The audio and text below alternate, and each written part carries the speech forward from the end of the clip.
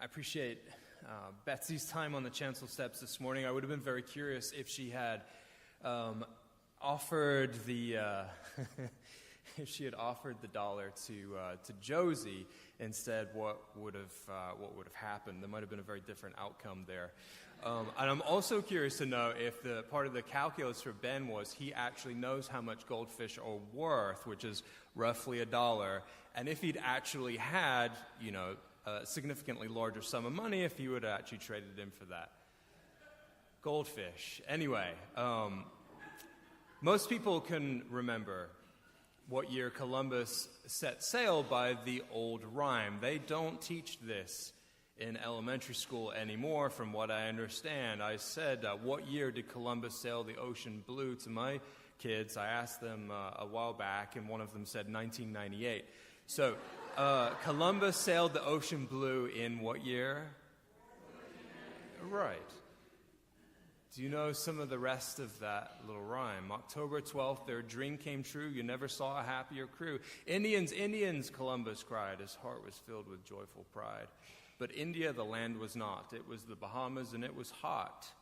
The natives were very nice. They gave the sailors food and spice. Columbus sailed on to find some gold to bring back home, as he'd been told. He made the trip again and again, trading gold to bring to Spain. The first American? No, not quite. But Columbus was brave, and he was bright.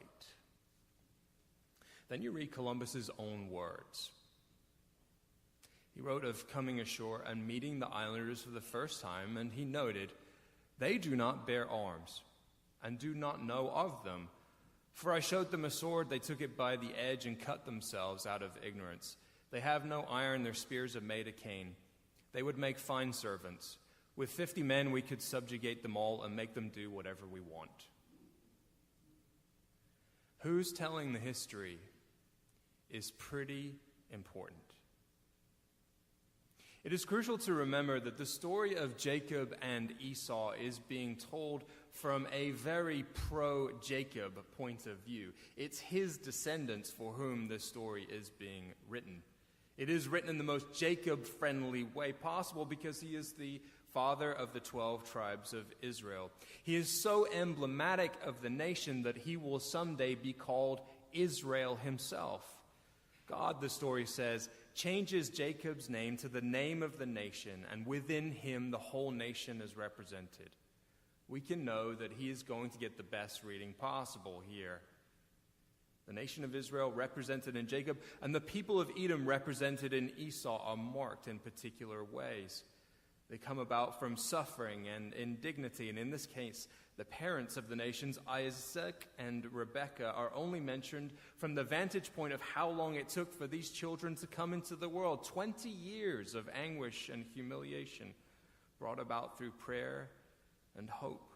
The authors dropped this little detail that there were 20 years of anguish because they want us to wonder and sit with the question, what is it to pray for something for 20 years? What is it to feel frustrated about a part of your life for 20 years? What is it to be married to someone and sit with someone as they're frustrated for 20 years? And then when the prayer seems to be answered, the pregnancy in this case, a metaphor for possibility and hope and fruition, it ends up yielding great pain for Rebekah. We hear nothing of her joy, only that these two kids will never let her get a moment's peace and quiet. And so we are left wondering, what kind of answer to prayer is this? The answer to prayer, we then learn, is that two boys will come along and be as quarrelsome as can be. As quarrelsome as any other peoples, they are in fact set up to wage war against each other. An explanation from the authors as to why these peoples are naturally aligned against each other. And they also make sure we know that if you're going to fall under the umbrella of one of these boys, you probably want to side with Jacob. Their relationship is one of drama and intrigue, full of archetypes that represent so much more than just one person. So we must then wonder, if this is a story told from a pro-Jacob point of view that represents the people that tell this story themselves, why is Jacob such a conniving twerp? he'll get to be the hero. He will dream dreams of the ladder coming down from heaven, symbolizing God's activity and blessing in the world. He will wrestle with an angel at Peniel, symbolizing God getting in the muck and the mire of life with us, and us wrestling with providence and grace and suffering and coming away scarred and blessed by that experience. Jacob will eventually reconcile with Esau. It's hard to believe that their narrative arc ends with Jacob bows to the ground 7 times in front of Esau in Genesis 33:4. But Esau ran to meet him and embraced him and fell on his neck and kissed him, and they wept together. Beautiful. But my gosh, what a conniving scoundrel. The brothers are grown, and Esau comes to Jacob hungry, ravenous. I'm not aware of any culture in any time or place that would insist that when your brother approaches you, your twin to boot, and he is starving, that you would attach conditions in order to give him food. Who does that? Perhaps you've got an example of a remarkably inhospitable culture, but everywhere I've been, if you're hungry, they feed you. The point is that these boys, they invert everything that is expected of them. Esau is hungry and Jacob barters. They talk about their inheritance as if nobody else matters, as if only their bargain is what counts in the world. Who are they to do this? Who are they to believe that they are the only people who matter, that they are only there to serve each other and they can sort out who will inherit what? There is a whole bunch of wordplay happening here in this issue with Esau and the word red and the word pottage, which is just stew. Give me some of that red stuff, he says. Give me some of my own identity. He is red, we are told. That red stuff. Give me some of me. Terrell Owens became infamous for saying, I love me some me. Esau loves some Esau. Give me some of me. He is so overcome by himself that his present needs cannot wait.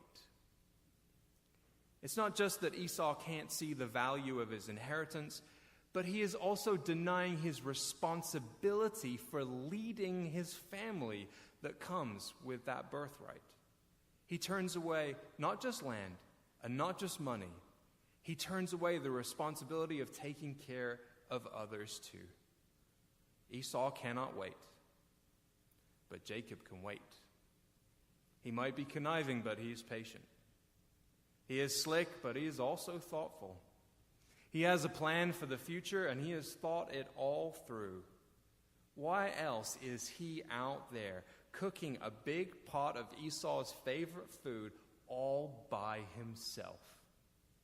Oh, I just happened to be cooking your favorite thing while you were out, dear brother.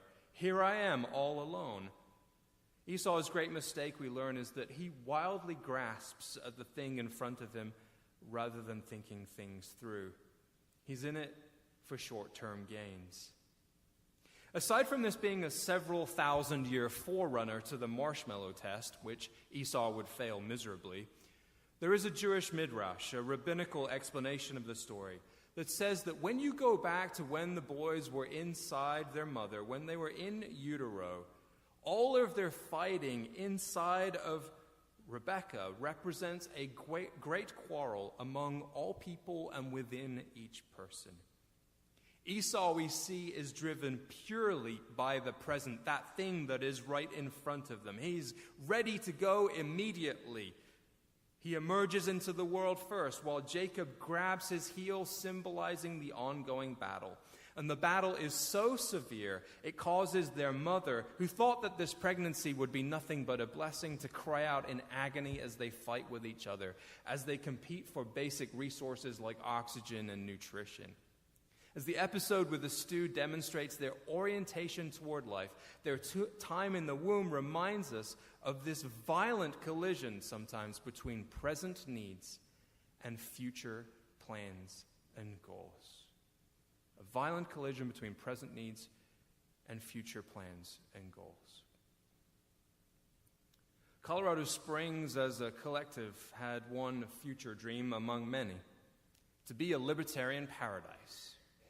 where taxes would be the lowest possible, which sounded so good that Colorado Springs created a law called TABOR, the Taxpayer Bill of Rights, which limits tax raising only to population increases and pegs taxes to inflation.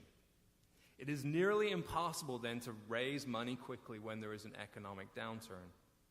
Their future dream of being a libertarian paradise collided with present reality in 2009, when Colorado Springs had to make some tough choices.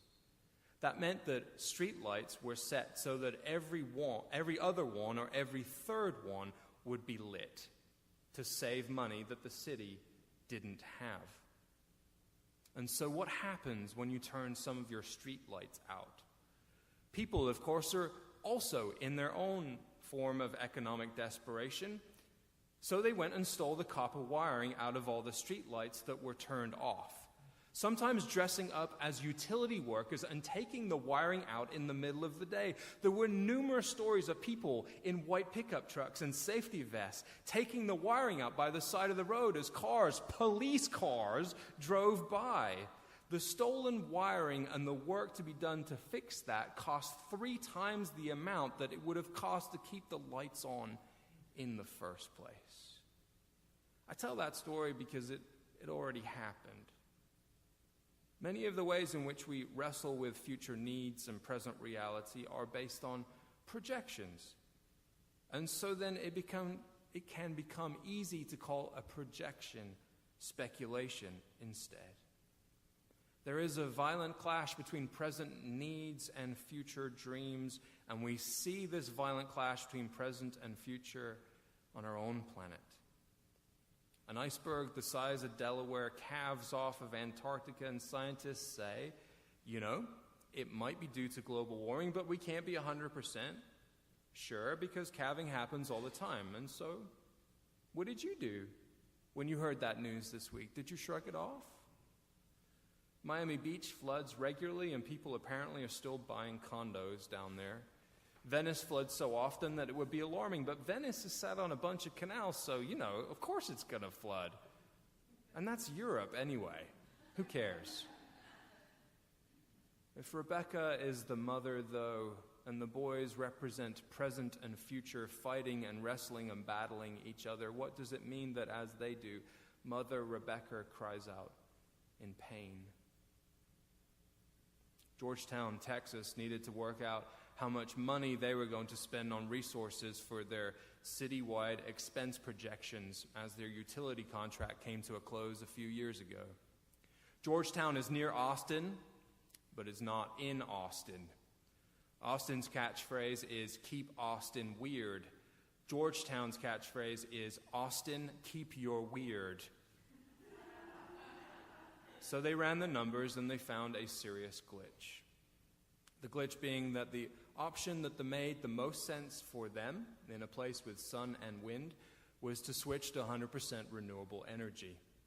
Then they would know exactly what their electricity bill would look like in 25 years, and it looked pretty good. It just made sense. Once the city manager figured that this was the best option, he and the mayor discussed the potential PR nightmare of being a conservative Texas town running on solar energy. So they packaged it as a green investment, as in green money, and made it work for them. Their present need and their future dream joined together in common purpose. The present has often been marked by trying to do the right thing for Mother Earth from a moral perspective, but not from an economic one. Those days are closing. The excuses are fast running out. ESG investing is still mocked as a fad in certain quarters. The sector has expanded rapidly the last decade. I like to remind my father that somewhere around 1992, he said in response to Dr. Dre that this rap music is a fad, isn't it? ESG investing is rap music. It's the automobile. It is central air conditioning. It is not a fad, or if it is a long fad.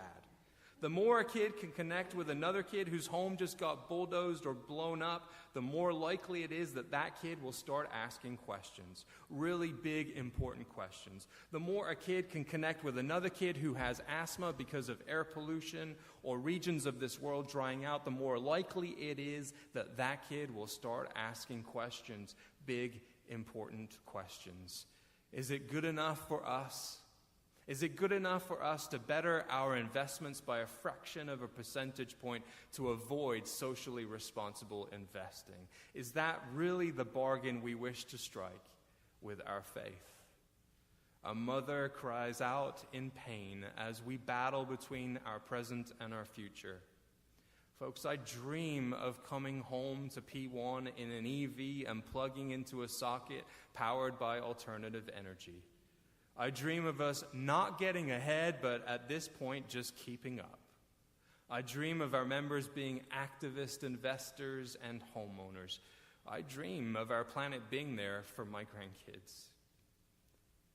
Jacob and Esau tell a powerful story with a powerful narrative arc because they figure it out in the end.